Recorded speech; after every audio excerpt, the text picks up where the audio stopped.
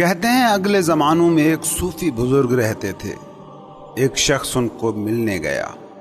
اس کی بڑی خواہش تھی خدا کو ملنے کی، خدا کو پانے کی، سچ جاننے کی، حتمی حقیقت تک پہنچنے کی۔ وہ صوفی فقیر کے پاس 3 سال تک رہا، مگر یہ 3 سال عجیب ہی قصہ تھا جو اس کے ساتھ چلتا رہا۔ وہ صوفی فقیر کے پاس بیٹھا رہتا، لوگ فقیر کو ملنے آتے، سوال پوچھتے، وہ جواب دیتا، یہ بھی کوئی سوال پوچھتا تو فقیر اس کو بھی جواب دیتا۔ مگر جب بھی یہ سوال کرتا کہ خدا کیا ہے، وہ کہاں ہے، تو وہ صوفی فقیر بالکل چپ ہو جاتا۔ یہ اس سے پوچھتا کہ خدا کو پانے کا رستہ کیا ہے، تو وہ صوفی فقیر چل بھی رہا ہوتا تو رستے کو چھوڑ کر ایک طرف کھڑا ہو جاتا۔ یہ چکر 3 سال تک چلتا رہا۔ آخر وہ مرید تھک گیا۔ اس نے ایک دن کہا، بابا جی، آپ ویسے تو کچھ بولتے بھی ہیں، لیکن جب میں آپ سے اصلی سوال کرتا ہوں تو آپ چپ ہو جاتے ہیں۔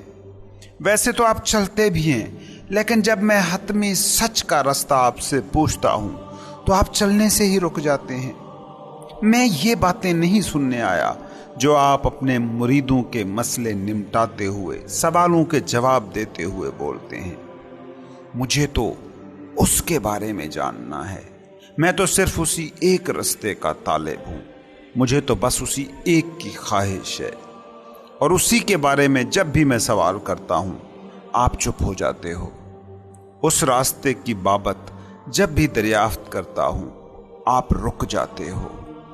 مجھے لگتا ہے کہ یہاں میرا کام نہیں بنے گا، اس لیے مجھے تو اب آپ اجازت دیں۔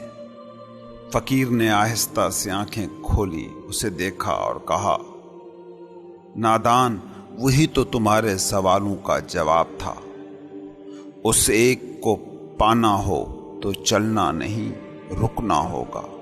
اس کو بتانا ہو تو بولنا نہیں، چپ ہو جانا ہوگا۔ خدا کی وضاحت لفظوں کی محدود دنیا کر ہی نہیں سکتی۔ خدا اگر کسی زبان میں سمجھا یا سمجھایا جا سکتا ہے تو وہ خاموشی کی بے انت زبان ہی ہو سکتی ہے۔ جیسے خاموشی کا کوئی کنارہ نہیں ہوتا، اسی طرح اس بے کنار کو بیان کرنے کا طریقہ بھی خاموشی کے علاوہ اور کیا ہو سکتا ہے۔ اس کو جاننا ہے تو چپ ہو جانا ہوگا، اس سمت میں چلنا ہے تو رک جانا پڑتا ہے۔ تم اس بات کو سمجھو کہ تمہارے سارے رستے ہوں یا سارے لفظ، وہ کسی شے کی طرف اشارہ کرتے ہیں۔ حتمی حقیقت کوئی شے نہیں ہے، خدا کوئی تھنگ نہیں ہے کہ جس کی نمائندگی لفظ کر سکے۔ خدا زمان و مکان میں بٹی کوئی حقیقت نہیں کہ چل کر فاصلہ کم کر لیا جائے۔ خدا تو اس کائنات کا فارمولہ ہے۔ فارمولے کو کیسے کہو گے کہ یہ ہے؟ تم آکسیجن کی طرف دیکھ کر کہہ سکتے ہو یہ ہے، تم ہائیڈروجن کی طرف دیکھ کر کہہ سکتے ہو کہ یہ ہے۔ ان دونوں سے مل کر بننے والے پانی کو دیکھ کر اشارہ کر سکتے ہو کہ یہ ہے، مگر ان دونوں کو ملا کر جو فارمولہ پانی بناتا ہے اس کو کیسے دیکھ سکتے ہو؟ اس کی طرف کیسے اشارہ کر سکتے ہو؟ اس کو کیا وجود دے سکتے ہو؟ اس کو کیسے چھو سکتے ہو؟ اس کو کیسے سنبھال سکتے ہو؟ اس کو کیسے روک سکتے ہو؟ اس تک کیسے چل کر پہنچ سکتے ہو؟ اس بات کو سمجھو کہ پانی مینیفیسٹیشن ہے، مگر اس مینیفیسٹیشن کا ممکن ہونا ایک ان مینیفیسٹڈ فارمولے کی وجہ سے ہے۔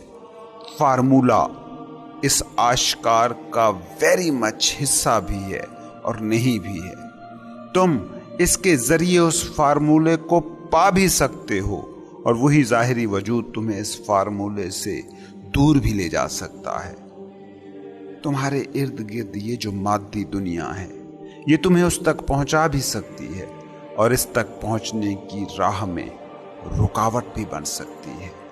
جب یہ حیاتوں کی دنیا، فارمز کی دنیا، ٹھوس مادی چیزیں تمہاری پوری توجہ کو اپنی طرف کھینچ لیتی ہیں تو ان چیزوں کے ہونے کا، ان کی بینگ کا جو راز ہے، ان کو تشکیل دینے والا جو فارمولہ ہے، جو ناقابل بیان ہے، جو شکل سے ماورا ہے، جو ایکشن سے، ڈھانچے سے، حیت سے ماورا ہے، جو شے ہونے کی حقیقت سے ماورا ہے، جو نہ مٹنے والا نہ فنا ہونے والا ہے، جو ہر حقیقت کی حقیقت اعلیٰ ہے، وہ ہاتھ سے پھسل جاتا ہے۔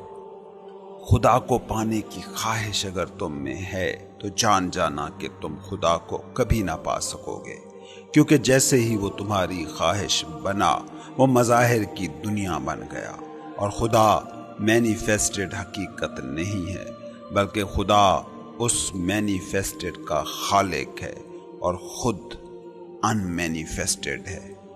پیاز کو دیکھا ہے، اس کی ایک ایک پرت اتارتے جاؤ، آخری پرت کے بعد کیا ہوگا؟ بس ایک ایمپٹینس۔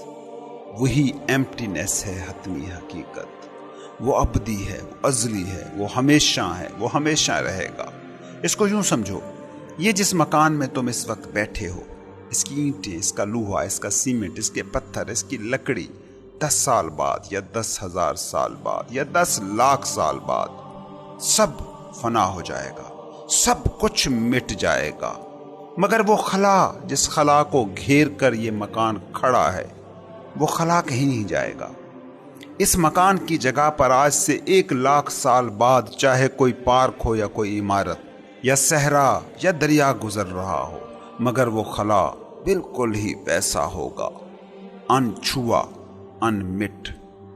خدا بھی تمہاری اس کائنات کی وہی حقیقت ہے کہ جو ہر جگہ ہے مگر کہیں بھی نہیں ہے۔ تم اس کی طرف اشارہ کر کے نہ کہہ سکو گے کہ یہ خدا ہے، اور جان رکھو کہ جس کی طرف بھی تم اشارہ کر سکو وہ خدا نہیں ہے۔ جو آنکھ مادے سے ماورا اس ایمپٹینس کو دیکھ سکتی ہے، جس ایمپٹینس کی وجہ سے مادے کو شکل مل رہی ہے، مادے کی حیت طے ہو رہی ہے، اس بات کو سمجھو کہ اس کائنات کی حقیقت مادہ نہیں ہے، اس کائنات کی حقیقت ایمپٹینس ہے۔ تمہارا جسم ٹریلینز آف سیل سے مل کر بنا ہے، لیکن کیا تمہیں پتا ہے کہ تمہارے جسم کے ہر 2 خلیوں کے درمیان اتنی سپیس ہے، اتنی ایمپٹی جگہ ہے کہ اس میں کروڑوں اربوں خلیے سما سکتے ہیں۔ تمہارے جسم میں خالی جگہ کے مقابلے میں سیلز کا حجم سائنٹیفکلی پتا ہے کتنا ہے؟ 0.000001 سے بھی کم۔ یہ کائنات خلا کا بے انت سمندر ہے، جس میں تمہاری کائنات جیسی کئی کائناتیں مچھلیوں کی طرح تیر رہی ہیں۔ یہ ایمپٹینس جو دیکھ سکتا ہے وہ خدا کو دیکھ سکتا ہے، مگر خدا کو بتا وہ بھی نہیں سکتا، کیونکہ جسے بتایا جا سکے وہ خدا نہیں ہو سکتا۔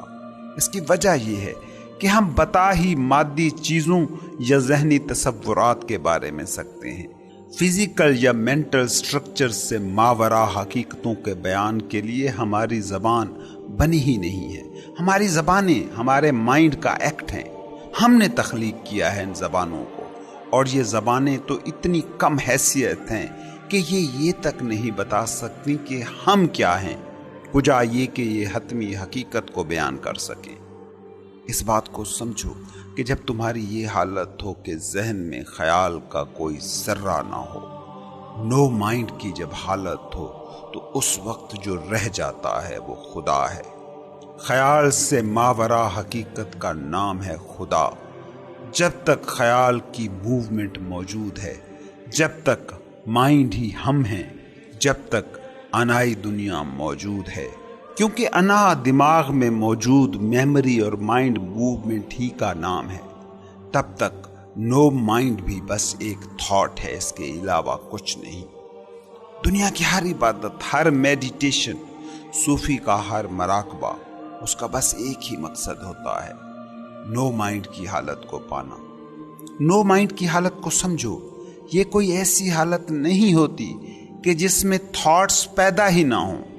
تھاٹس پیدا ہوں گے کیونکہ تھاٹس تو مائنڈ کا ایکٹ ہیں، mind in it self thoughts کے مجموعے ہی کا نام ہے، नो माइंड की हालत या इनलाइटनमेंट की हालत ये है कि आप थॉट नहीं हैं, आप दिमाग नहीं हैं।